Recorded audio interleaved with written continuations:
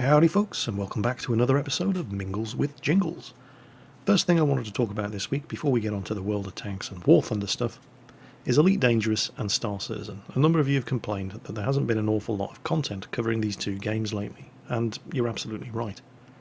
As far as Elite Dangerous is concerned, I am playing it. The premium beta is now out. There are 55 star systems to explore. 38,000 cubic light years of space, and still just a fraction of what's going to be in the full release of the game.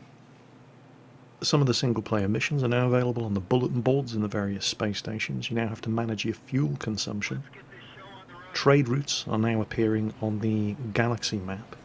There's even an online single player mode as well as the multiplayer mode, and I have been playing Elite Dangerous. Not nearly as much as I'd like to be able to play Elite Dangerous. There just aren't enough hours in the day for it. But what I plan to do with Elite Dangerous is catalogue my growth, if you like, from starting off with a shitty little Sidewinder with 4 tons of cargo space and 2 borrowed pulse lasers, all the way up to acquiring my first ship. So that's the plan for Elite Dangerous. I'm working at it. It's going to take time, but there is some Elite Dangerous content on the way. As far as Star Citizen's concerned, it's not quite such a rosy picture. There's still nothing really new that I can show you in Star Citizen. It's not that the developers aren't working on the game, they are, but they're working on stuff that I can't show you in the hangar module or the dogfighting module. They have added one new ship to the game, which is available for purchase, but I figure I've already spent more than enough backing the project by buying pre-release ships, not all of which are even available for me in the hangar module yet. That just going out and spending money on yet another ship just to say, hey, check out the new ship in the hangar, it's just not enough. I'm still basically sitting waiting for something new in Star Citizen that I can actually show you before I bother doing another Star Citizen video, because otherwise I'd just be wasting both your and my time. So that's why there haven't been any Star Citizen videos. Also, there's the fact that my YouTube channel isn't primarily about games like Star Citizen or Elite Dangerous, certainly not at the moment anyway. It's, World of Tanks and War Thunder. Mostly World of Tanks, if we're going to be completely honest. But as long as I'm playing other games, I may as well be recording them and doing videos of them, and certainly that's the case with Elite Dangerous, and hopefully, when there's actually something worth playing in Star Citizen as well. Moving on from that, it's time to start addressing some of the messages that I've received in the week since I put the last Mingles with Jingles video up. This one comes from Jan Rutar, and he's in Cambridge. And Jan says, I'm listening to your reviews at work. I find them informative and amusing. My colleague says you have a sexy voice. Whenever I put a new video on, she excitedly says, the sexy voice is back. I don't know why, but she always seems to pay extra attention when you start talking about penetration. Oh, the old ones are the best, eh? Yeah, I hear this a lot. Well, he's asked me to give a shout out to his work colleague, Sarah. So, Sarah, I hope you're listening. I do hope you appreciate the amount of effort I had to go to ensure that the tank crew said penetration at exactly that spot. Just for you, Sarah. You're welcome. Next up, time for a spot of history, and this is thanks to a question that I received from a Norwegian subscriber. It goes by the name of NertonFX. He says, Jingles, as a Norwegian, the history of the German invasion in 1940 has always fascinated me deeply. It's well known that the Germans disregarded Norwegian neutrality completely and attacked a nation that had declared itself neutral. However, the British were also responsible for breaching Norwegian neutrality. Issues such as the Altmark incident involved an HMS Cossack and Operation Wilfred. These events were even used as excuses for the German war machine to attack Norway. So his question to me is whether or not I feel that it was right of the British government to take such drastic action against a neutral nation, even if it was to protect their own interests in an extremely dire situation. A great question. A bit of background first, though, because it wouldn't surprise me at all if the majority of you had no idea what he was talking about. Generally, if you mention Norway and World War II in the same sentence, the most that anybody can come up with is they were occupied, and that's usually it. So, a bit of background information.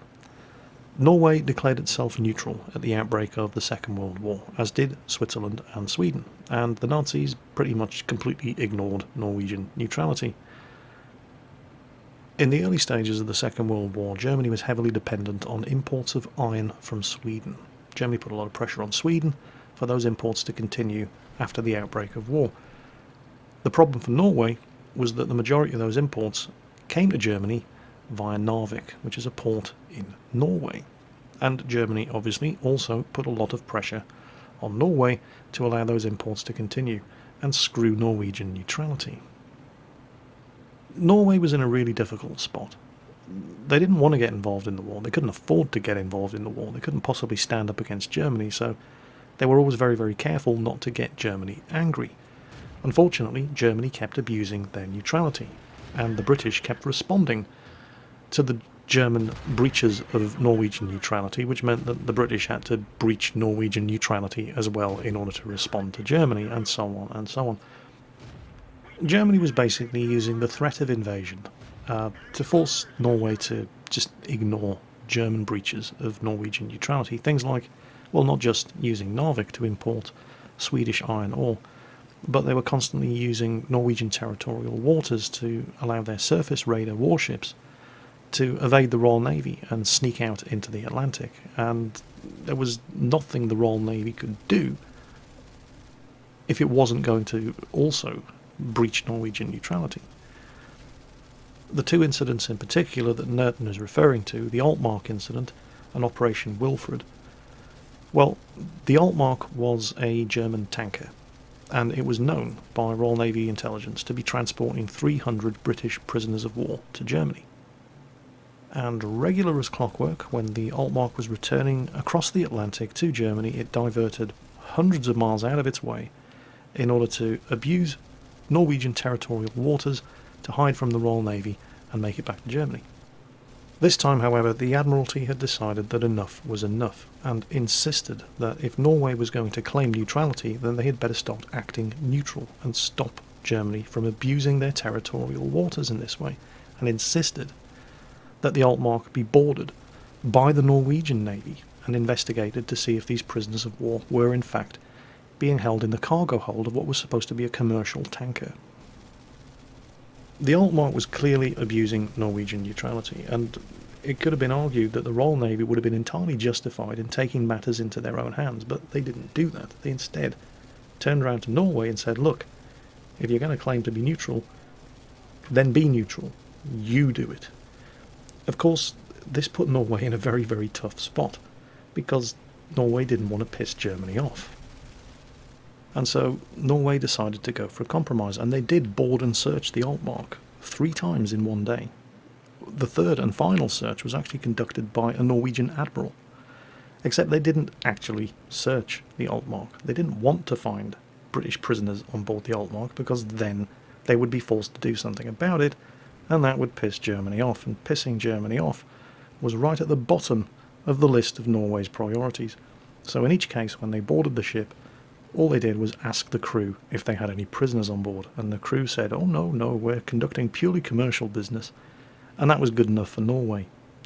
Well, it wasn't good enough for Britain.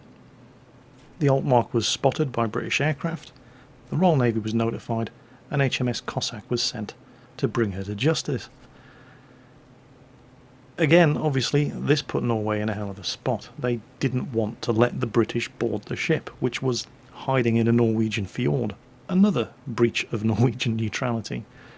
Winston Churchill himself personally sent orders directly to the captain of the Cossack, and I quote, "Unless Norwegian torpedo boats undertake to convoy the Altmark to Bergen with a joint Anglo-Norwegian guard on board and a joint escort, you should board the Altmark, liberate the prisoners, and take possession of the ship pending further instructions. If Norwegian torpedo boats interfere, you should warn them to stand off. If they fire upon you, you should not reply unless the attack is serious, in which case you should defend yourself using no more force than is necessary and ceasing fire when she desists." Naturally, Norway was absolutely horrified at the notion of joining the Royal Navy to board, search and capture a German merchantman, and wanted absolutely nothing to do with it. But over Norway's strenuous objections, HMS Cossack went ahead and did exactly that. So Did Britain violate Norwegian neutrality in the case of the Altmark incident? Yeah. But it's kind of difficult to see how much more reasonable Britain could have been about the whole incident. Norway claimed neutrality but didn't enforce it. Sweden enforced its neutrality. If any British or German aircrew, for example, were forced down over Swedish airspace, then they were taken prisoner and stuck in an internment camp for the duration of the war. Norway didn't do that. It was too afraid of Germany's response. Sweden could afford to do that because Sweden had the military to back up the threat. Norway didn't. And so Norway was forced to claim neutrality while basically letting Germany just do whatever the hell they wanted. Didn't really have a choice in the matter, but it was intensely frustrating for the British to see this neutral nation basically bending over for her enemies. And so eventually, in the case of the Altmark incident, Britain decided to do something about it. But they didn't just steam in, all guns blazing. At first, they tried diplomacy. They tried getting Norway to actually live up to their claims of neutrality, and when that didn't work, well, they had no other choice but to go in themselves.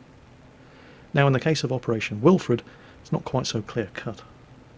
To cut a very long story short, Operation Wilfred was the culmination of repeated German violations, once again, of Norwegian neutrality. The Royal Navy was blockading Germany via the Atlantic, except for Norwegian territorial waters, which Germany was abusing to ship supplies across the Atlantic and into Germany.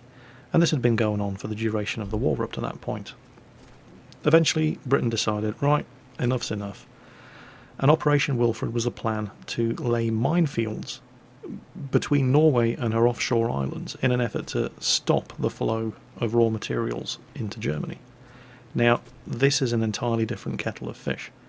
If you lay mines in somebody's territorial waters, that's an act of war. And this could have had serious implications, except Germany went and invaded Norway the day after Operation Wilfred started.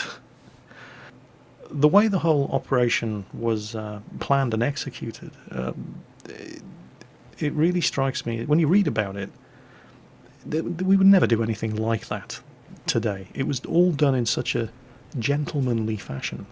The first thing that happened was the British government informed the Norwegian government that they were going to do it.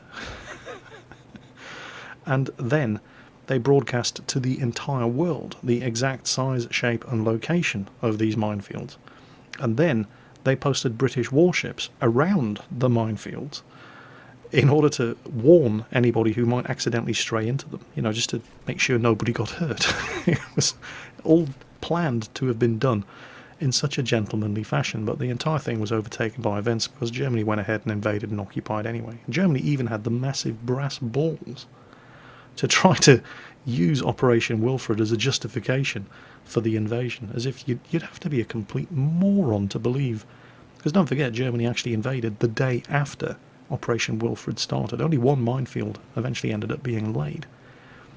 You'd have to be an absolute idiot to believe that Germany had actually planned, launched an entire invasion in the space of one day as a response to something like Operation Wilfred. Again, quote from Winston Churchill regarding the whole incident in an address to the House of Commons. "There has been no greater impediment to the blockade of Germany than this Norwegian corridor.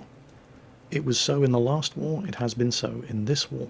The British Navy has been forced to watch an endless procession of German and neutral ships carrying contraband of all kinds to Germany, which at any moment they could have stopped, but which they were forbidden to touch. It was therefore decided at last to interrupt this traffic and make it come out into the open seas. Every precaution was taken to avoid the slightest danger to neutral ships or any loss of life, even to enemy merchant ships, by the minefields which were laid and British patrolling craft which were actually stationed around them, in order to warn all ships off these dangerous areas.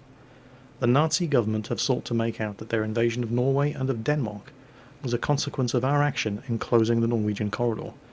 It can, however, undoubtedly be proved that not only had their preparations been made nearly a month before, but that their actual movements of troops and ships had begun before the British and French minefields were laid. No doubt they suspected they were going to be laid. It must indeed have appeared incomprehensible to them that they had not been laid long before.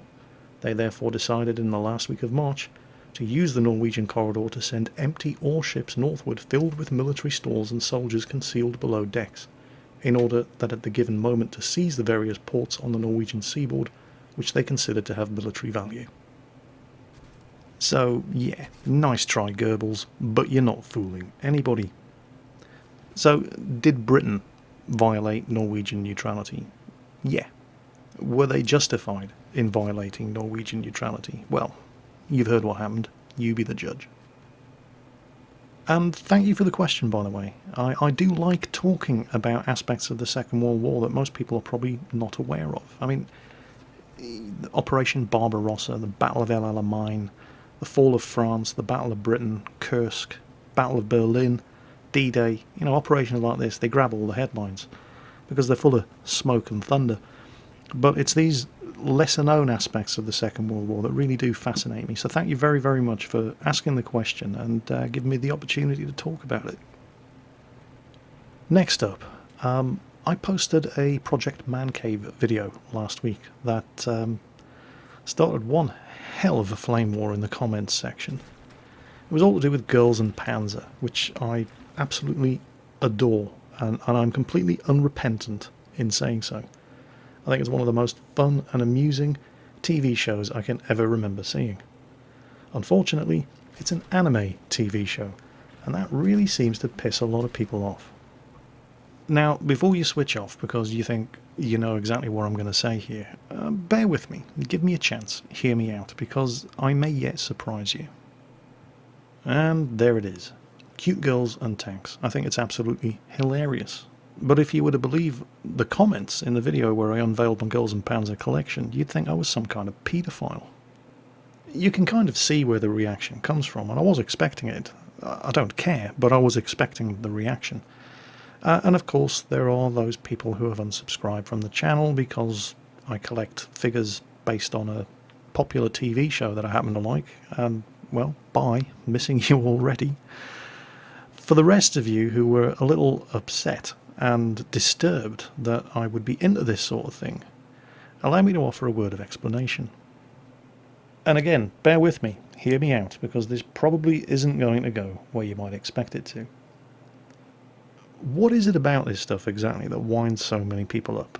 Well, I think there's three main reasons. The first and most obvious one is that people just don't like the art style, and that's absolutely fine. You don't have to like everything. I'm not a particular fan of dubstep, but there are one or two dubstep tunes that I actually like. I'm not a huge fan of pop music, but there is the occasional pop tune that I find pretty catchy. So I would never sit here and say all pop music is garbage, because not all of it is garbage. Some of it's actually pretty good. I don't like most of it, but I do recognise that there is potential within a genre that I don't like for there to actually be something that I might quite enjoy. And the same thing applies to anime. Even if you don't like anime as an art style, there might be something there within it that you actually find appealing. It's like I discussed in Mingles with Jingles last week. My mate Eddie absolutely despises Leonardo DiCaprio, and he will not watch a movie with him in it. But I dragged him along to watch Django Unchained, and he absolutely loved it. That doesn't mean he's going to watch any other Leonardo DiCaprio movies, but I made him watch that one, and he really enjoyed it. And it's kind of the same for me with Girls and Panzer. So, that covers the whole anime as an art form argument. And I'm not just talking about anime here. There's a bigger thing going on. I'm talking about tolerance in general. Then, of course, you come to the second reason why a lot of people will not give anime a chance. And you guys who are passionate about your love for all things anime, I get it. But you also need to get why so many people react in such a violent fashion whenever they see any of this stuff. And it's because of the tendency in a lot of anime to overtly sexualize very young girls. This is where the whole creepy thing comes in. And of course, this is before we even get into the whole issue of the tentacle porn thing that started in the 80s with anime like Legend of the Overfiend, where young schoolgirls are getting raped by tentacle-infested demons. And, we see this sort of thing, and you wonder why people have such a negative attitude towards anime in general. Of course, mainstream anime isn't like this at all, but this is the kind of image that people have when you mention the word anime. And like it or not, this stuff is around. And this is why anime fans are seen as being creepy and borderline paedophiles. Of course, the mainstream stuff isn't anywhere near that level of extremity. And this is why I like Girls and Panzer in particular, not just because it's tanks, and I love tanks, but because there's none of that over-sexualization of young schoolgirls. The various different tank crews in the show are cute Japanese schoolgirls, but that's exactly as far as it goes, and I was very, very relieved that, there were no gratuitous panty shots, there were no nipple slips. It was just, once you could wrap your head around the idea that an extracurricular class for young girls in this Japanese high school was tank battles, that was it. Sold. And I didn't have to worry about feeling creeped out about it while enjoying the tank battles. Of course, if your masculinity is being threatened just by the fact that they are cute schoolgirls driving the tanks, then there's no hope for you. But if you're concerned that, there's that whole creepy thing going on, well, it's definitely not the case with Girls and Panzer. Otherwise I wouldn't be watching it. Then, of course, there's the third reason why people just won't give anime a chance, and it's because it's batshit crazy and makes absolutely no sense whatsoever to a Western audience. And you are 100% correct. I cannot argue the toss with that one. It absolutely, definitely is. I mean, come on. High school girls taking tank battles as an extracurricular course. What? What are you smoking?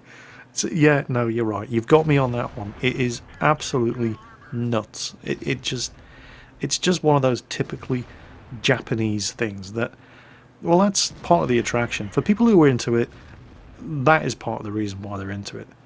For people who are not into it, that's certainly a very, very good reason for you not to get into it. And I'm not going to change your mind if that's the case, and I'm not even going to bother trying.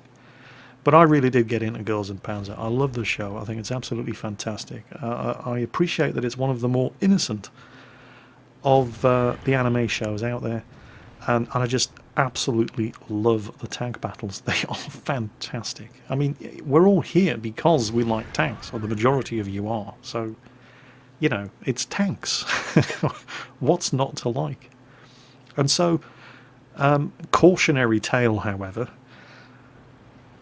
as a result of liking Girls and Panzer, not expecting to like it, and thinking it was absolutely amazing, a couple of people recommended some other shows that I should look into.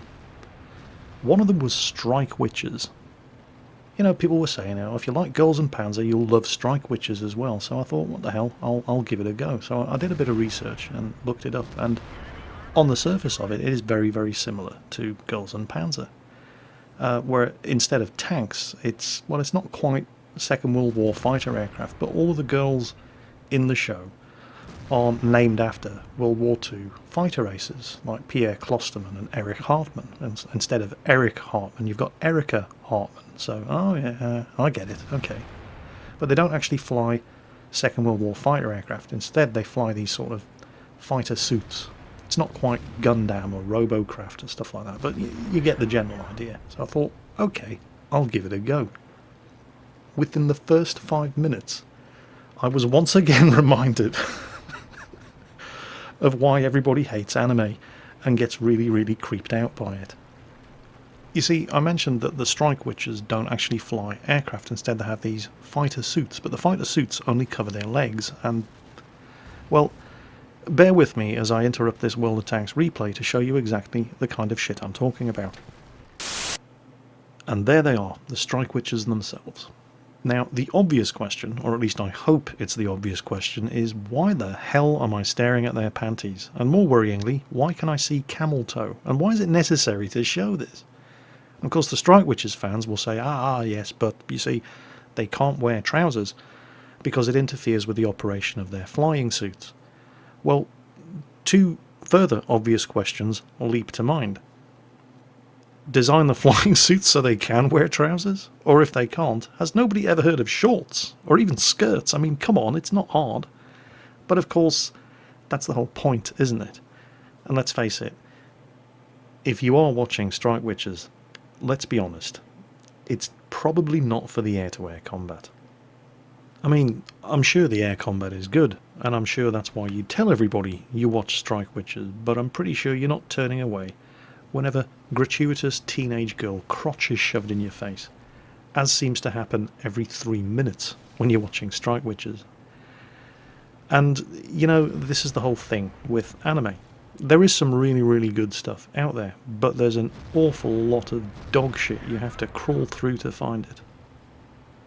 It's almost exactly like pop music. Of course, none of this is actually about Girls and Panzer. It's not even about anime. It's about tolerance. And if there's one thing that I learned very, very quickly while in the Navy, it's that when you're stuck on board a tin can in the middle of the Atlantic Ocean for anything up to 6 months at a time with a bunch of other people, that most of whom you don't even like very much, you learn to tolerate their differences pretty damn quickly. Otherwise things tend to get violent. A little bit of tolerance, folks. Respect other people's differences and interests, even if you don't understand them. Makes the world a much nicer place to live in. That's it for this week, folks. As always, enjoy playing whatever you're playing, even if other people don't like it. In fact, especially if other people don't like it. Take care, and I'll catch you next time.